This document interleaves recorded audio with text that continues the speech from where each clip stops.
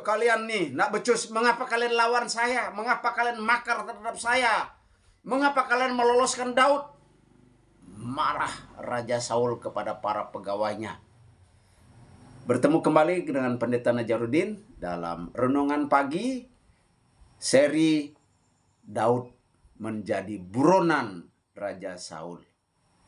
Saudaraku, setelah perpisahan sahabat antara Daud dan Yonatan, karena Yonatan membocorkan rahasia bapaknya, Raja Saul ingin membunuh Daud, maka Daud berhasil meloloskan diri.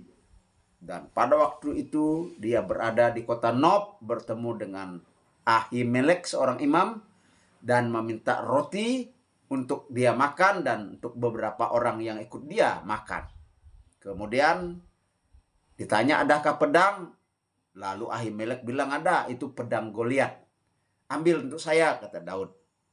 Kemudian Daud meninggalkan Nob atau meninggalkan Ahimelek di kota Nob.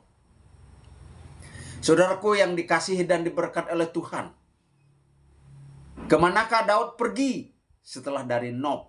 Nah, Daud pergi ke daerah orang Filistin yang bernama daerah Gad. Dan di kota Gad itu dia pura-pura gila. Jadi orang dengan gangguan jiwa, ODGJ ya. Dan Raja Gad berkata, kekurangan orang gilakah saya? Mengapa bawa orang gila ke tempat saya? Dan akhirnya Daud ditolak. Daud juga merasa tidak aman tinggal di daerah musuh, di daerah orang Filistin.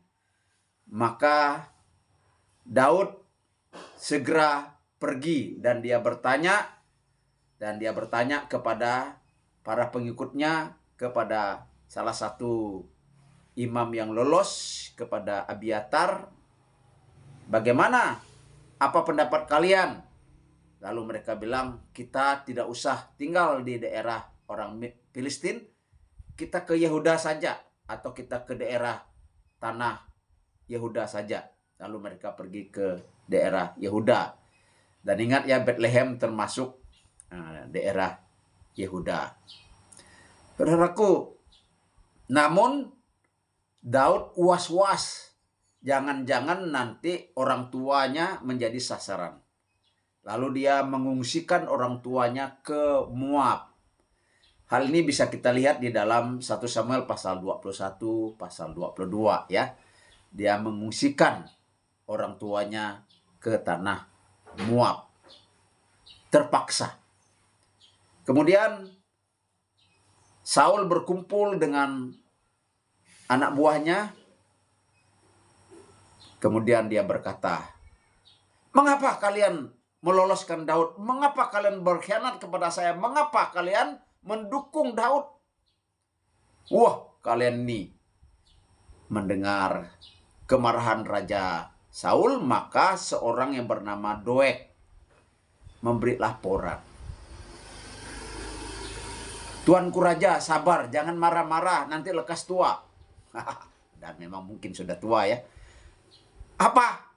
Kata Raja Saul kepada si Doeg. Saya melihat, menyaksikan dengan mata kepala saya sendiri bahwa Daud ada di Nob, dilayani oleh Ahimelek, dan Ahimelek memberi senjata.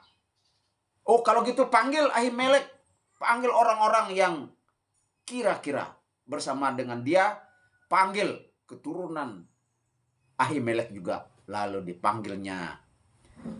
Ahimelek ditanya, mengapa kamu bersekongkol dengan Daud?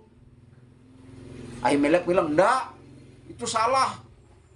Raja tidak boleh menuduh begitu. Siapakah yang seperti Daud yang berjasa? Siapakah seperti Daud orang kepercayaan raja? Dan Daud bilang bahwa dia utusan raja, maka saya melayani dia dengan baik. Lalu Raja Saul tidak mau mendengar alasan. Diperintahkannya prajurit-prajuritnya parangi mereka. Lalu tidak ada satupun dari prajurit itu, dari tentaranya, dari pengikutnya yang mau memarang Ahimelek dan orang-orang yang ada di Nob itu, yang jumlahnya 80 orang. Karena mereka tidak mau perintah Raja Saul kepada Doeg, parang mereka itu. Dan si Doeg itu memarang 80 orang itu. Saudaraku, iri hati membawa malapetaka, dengki membawa malapetaka, sakit kebencian membawa bencana, iri hati membawa bencana. Jauhilah yang demikian itu. Jangan seperti seorang raja yang bernama Saul. Dia sakit hatinya, dia benci kepada Daud, lalu orang lain kena imbasnya. Ahimelek, seorang imam, dibunuhnya bersama anak-anak Ahimelek, orang-orang di Nob, sejumlah 80 orang yang menjadi korban kemarahan, korban kebencian Raja Saul terhadap Daud.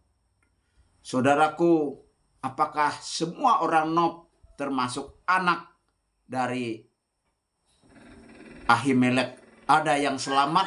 Nantikanlah kisah selanjutnya.